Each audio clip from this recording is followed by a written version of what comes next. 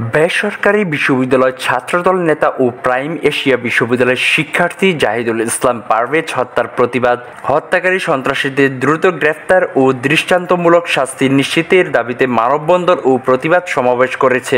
বুধবার 23 এপ্রিল দুপুরে Kashiani M A. College প্রাঙ্গণে কাশিয়ানী উপজেলা ছাত্রদল ও কাশিয়ানী এম.এ. খালেক কলেজ ছাত্রদলের উদ্যোগে মানববন্ধন ও প্রতিবাদী সমাবেশ অনুষ্ঠিত হয়েছে। মানববন্ধনে বক্তারা বলেন, বেসরকারি বিশ্ববিদ্যালয়ের ছাত্রদল নেতা ও প্রাইম এশিয়া বিশ্ববিদ্যালয়ের শিক্ষার্থী জাহিদুল ইসলাম পারভেজ হত্যাকারী সন্ত্রাসীদের দ্রুত গ্রেফতার ও দৃষ্টান্তমূলক শাস্তি দাবি করেন। তাকে নির্মমভাবে হত্যা করা হয়েছে, তার প্রতিবাদে আমরা বিক্ষোভ সমাবেশ ও প্রতিবাদ সভা আয়োজন করেছি।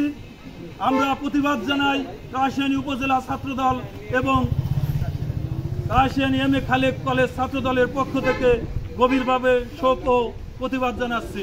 মানববন্ধনে উপজেলা ছাত্রদলের সভাপতি আমিরুল ইসলাম সোহেল বলেন, এর নৃশংস হত্যাকাণ্ড কোনোভাবেই মেনে নেওয়া যায় না। দ্রুত অপরাধীদের গ্রেফতার করে আইনের আওতায় আনার দাবি জানাচ্ছি। একই সঙ্গে আইন শৃঙ্খলা রক্ষাকারী বাহিনীর প্রতি আহ্বান জানাচ্ছি, দেশে যেন আর কোনো শিক্ষার্থী এ ধরনের নির্মমতার শিকার না হয়। ছাত্রদল আর কোনো মেধাবী ও পরিশ্রমী ছাত্র নেতাকে হারাতে চায় না। কর্মসূচি শেষে নেতারা দ্রুত বিচার ও সুষ্ঠু তদন্তের দাবি জানান। আমরা আমাদের ভাই পারভেজের সুষ্ঠু হত্যার বিচার চাই এবং যারা হত্যা করেছে এখনো তারা বাহিরে ঘুরে বেড়াচ্ছে, তাদের ফাঁসিতে ঝুলিয়ে তাদের মৃত্যুদণ্ড কার্যকর হোক, এটা আমরা দাবি জানাচ্ছি কাশিয়ানী ছাত্রদলের পক্ষ থেকে।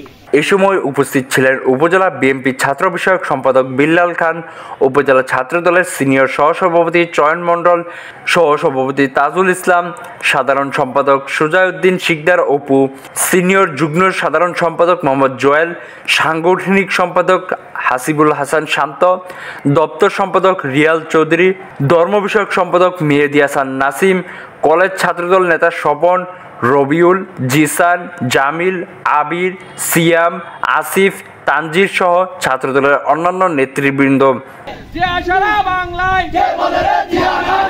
স্বাধীনতা টিভি বাংলা নিউজ ডেস্ক।